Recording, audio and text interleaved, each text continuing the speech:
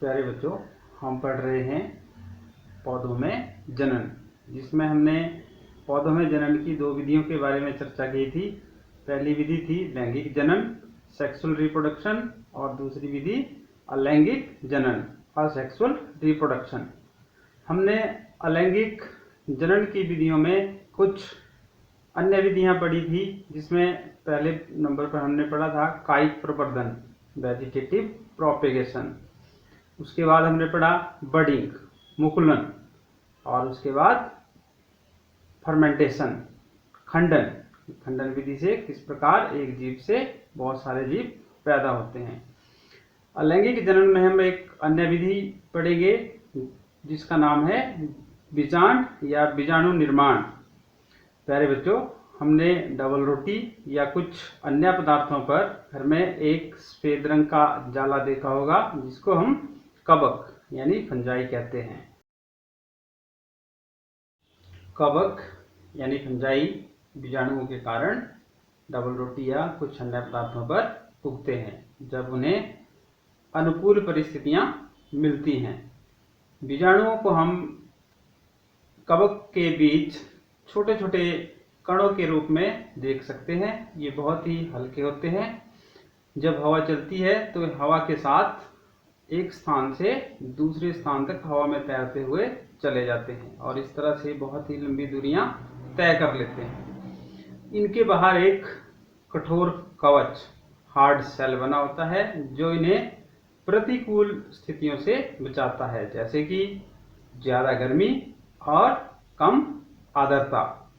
जब इन्हें अनुकूल स्थितियां मिलती हैं, जैसे कम तापमान और अधिक नमी, तो ये द्वारा नए बीजों के रूप में उग जाते हैं और जिनसे नए पौधे या नया कवक बन जाता है। यॉस और फर्न दो ऐसे पौधे हैं जो बीजाणुओं से उत्पन्न होते हैं। यह लैंगिक जनन की एक अन्य विधि है, बीजाणु निर्माण।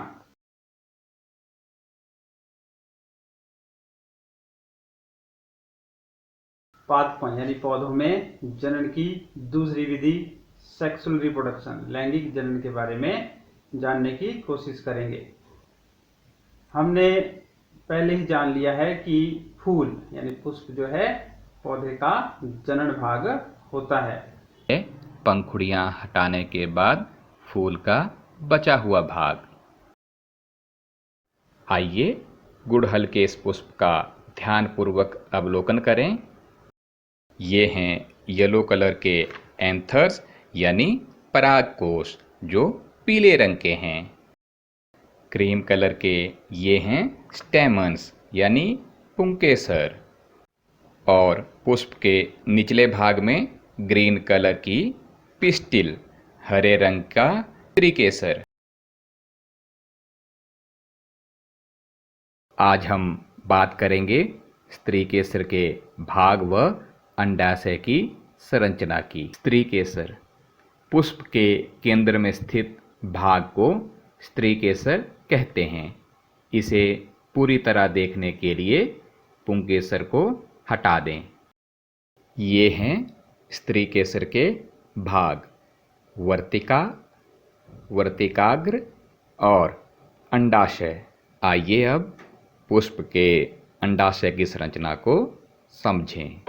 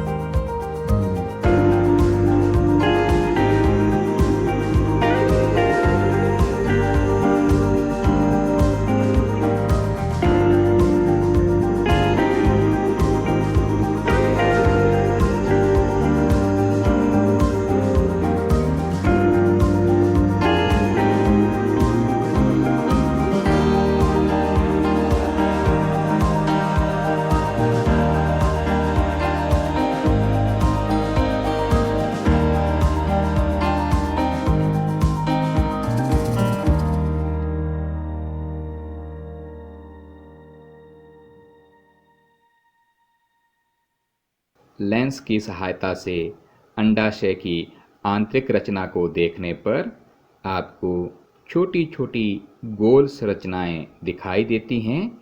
इन्हें विजांड कहते हैं। इन्हें बीजांड कहते हैं। इसके बाद कुछ और पुष्पों का भी अध्ययन करें। सभी पुष्पों की संरचना हमेशा एक जैसी नहीं होती है।